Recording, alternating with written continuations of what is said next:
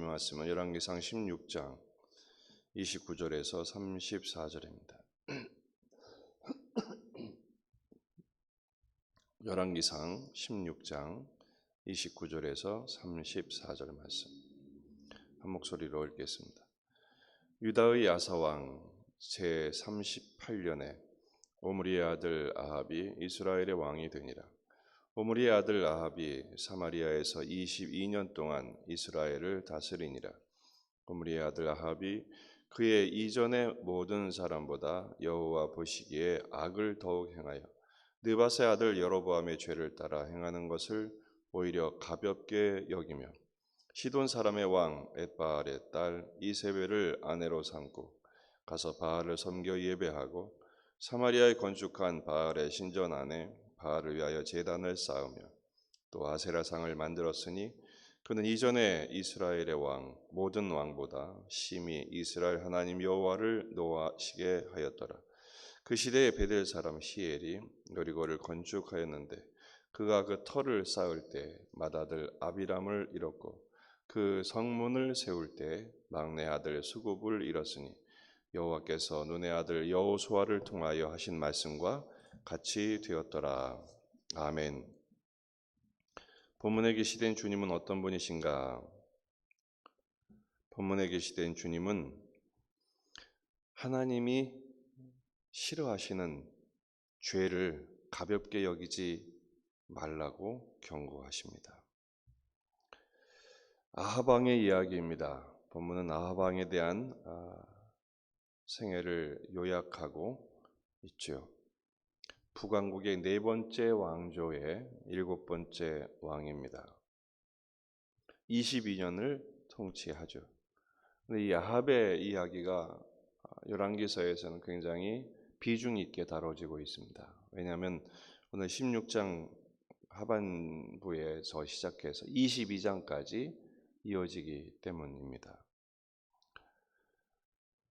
아합의 악행은 크게 세 가지인데 30절을 보면 그의 이전의 모든 사람보다 여호와 보시기에 더욱 악을 행했다.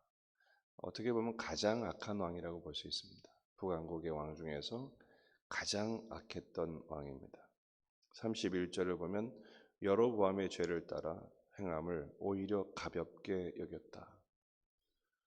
결국 아합도 여로보암의 길을 가는데 그전에는 이런 말이 안 나와요. 근데 여기 아합에게서는 그 죄를 행함을 가볍게 여겼다. 또 시돈의 딸, 시돈 왕의 딸 이세벨과 결혼을 했습니다. 하나님께서 이방 여인과 결혼하는 것을 엄히 금하셨음에도 불구하고 정치적인 또 경제적인 목적 때문에 이세벨과 결혼하죠. 이 이세벨은 왕의 부인 가운데 가장 악한 왕의 부인이기도 했습니다. 32절을 보면 바알을 섬겨 제사하죠. 숭배합니다. 또 사마리아에 바알 신전을 건축하고 거기다 바알 제단을 쌓고 또 아세라상까지 세웁니다. 바알과 아세라는 가나안 땅의 대표적인 우상이었죠. 이스라엘을 가장 타락하게 하고 하나님을 떠나게 했던 다산과 풍요의 신들입니다. 우상 숭배를 하지 말라고 그토록 당부하셨던 하나님의 말씀에 정반대로 달려갑니다. 그러니까 하나님은 이전 왕보다 심히 이 아합에 대하여 노하신 것이죠. 그럼에도 불구하고 당시에 나타난 현상은 어느 왕 때보다도 아합 왕 때 나라가 번성하게 됩니다. 7일에 불과했던 어떤 왕보다 다르게 이 아합은 22년을 통치하죠. 또 왕조를 무난하게 계승하기도 합니다. 그러니까 아합은 지금 잘 되는데 뭐가 문제야 이러고 계속 가는 거죠. 34절을 보면 하나의 해프닝이 발생합니다. 베델 사람 히엘이 여리고성을 건축할 때 터를 세울 때 장남이 죽고 또 성문을 세울 때 막내가 죽습니다. 이 일에 대하여 사가는 이렇게 해석하죠. 여호와께서 여호수아에게 하신 말씀과 같이 되었다. 어떤 말씀이냐 하면 여호수아 6장 26절을 보면 여호수아가 그때 맹세하게 하여 이르되 누구든지 일어나서 이 여리고성을 건축하는 자는 여호와 앞에서 저주를 받을 것이라. 그 기초를 쌓을 때 그의 맏아들을 잃을 것이요 그 문을 세울 때 그의 막내 아들을 잃으리라 하였더라. 하나님이 무너뜨리신 성을 사람이 세우면 이런 저주를 받는다라는 예언의 말씀이 있었죠. 히엘은 그 말씀을 무시하고 여리고성을 건축하게 된 것입니다. 그 말씀이 있었는지를 히엘이 알았는지 몰랐는지 모르지만 그 말씀을 무시하는 현상이 당시에 이만큼 팽배했다는 것을 여실히 드러내고 있는 것이죠. 하나님의 말씀을 가볍게 여기는 아합이 번성하게 되자 하나님 말씀을 무시하는 그런 풍조로 말미암아 히엘은 멈추지 않습니다. 장남이 죽었을 때 이거 왜 이러지? 하나님 말씀이 있다는 것을 깨닫고 이러면 안 되겠구나 멈춰서야 했는데 히엘은 멈추지 않죠. 결국 막내까지 죽고 맙니다. 그러나 이것은 히엘에게만 해당되는 말이 아니라 바로 아합에게 주신 경고이기도 했습니다. 너도 하나님 말씀을 무시하면 이렇게 된다 라는 하나님의 준엄한 경고였죠. 하지만 아합도 끝까지 돌이키질 않습니다. 결국은 그 다음의 왕은 계승을 하지만 나중에는 아들이 추락해서 죽고 말아요. 히엘에게 하신 경고가 아합에게도 이어진 것이죠. 나중에는 동생이 즉위하게 됩니다. 오늘 본문에서 우리가 초점을 좀 두기를 원하는 것은 죄를 가볍게 여겼다라는 대목입니다. 아합은 하나님께 죄를 짓는 것을 가볍게 여겼습니다. 결국 그 말은 무엇입니까? 하나님의 준엄한 말씀도 가볍게 여겼다라는 것입니다. 죄는 가볍게 여길 대상이 아닙니다. 지금 당장 아무 일 없다고 쉽게 범죄했던 아합이 하나님 앞에 얼마나 나중에 비참한 참혹한 결과를 맺게 되는지를 우리는 보게 될 것입니다. 이 시대 사람들이 죄를 가볍게 여깁니다. 왜냐하면 다 그러니까요. 다 속이고 다 넘기고 가정을 버리고 관계를 깨뜨리고 하나님을 무시하고 사람을 공격하고 그런 죄가 너무 왕성하게 행해지고 있어요. 아합이 이렇게 여로보암의 길로 가는 죄를 가볍게 여겼던 이유는요, 아마 당시에 이게 유행이었던 것 같습니다. 인싸가 되는 비결은 뭐냐?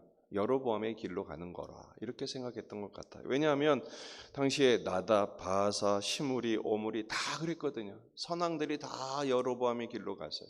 저게 당연한 길인 것처럼 다윗의 길로 가는 것은 좀 시대에 뒤떨어지는 것처럼 그렇게 여겨졌던 것 같습니다. 아합의 시대는 더욱 가속되었죠. 이것은 우리에게 인간의 한계에 대해서 하나님께서 말씀하시고 있는 거예요. 인간은 스스로 돌이킬 수 없다. 그래서 히엘의 사건을 통해서 멈추지 못하는 폭주하는 기관차가 멈출 수 없는 것처럼 죄를 향하여 폭주하는 우리가 결코 이길 수 없다. 하나님의 은혜밖에 없다라는 것이죠. 우리가 죄를 짓는데 몰라서 죄를 짓는 것이 아닌 것 같아요. 다 알아요. 하면 안 되는 거 알지만 하죠.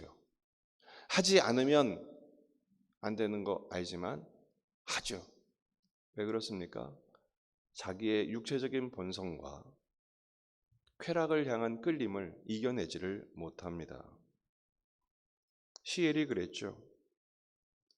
결국 이 모든 죄를 가볍게 여기는 원인 어디 있느냐? 하나님의 준엄한 말씀을 가볍게 여긴 결과입니다.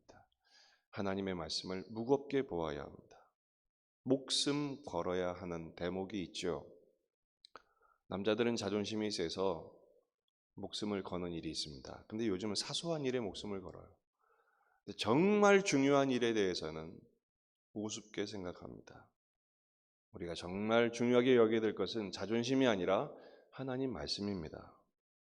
하나님의 말씀을 청종하고 순종하는 일에 목숨을 걸어야 합니다. 왜냐하면 거기에 우리의 인생과 운명이 걸려 있기 때문에 그렇습니다. 히엘은 이거 뭐 우연히 일어난 사고이겠니 그러고 넘겼을 것입니다. 수백 년 전에 예언된 말씀이 무슨 힘이 있겠는가 그렇게 여겼을 것입니다. 우리는 어떻게 생각하고 있을까요? 하나님 말씀을 어떻게 여기고 있을까요? 하나님의 말씀은 반드시 이루어집니다. 오늘 또 우리가 주목해야 할 대목이 이거입니다. 여호수아를 통하여 하신 말씀과 같이 되었더라.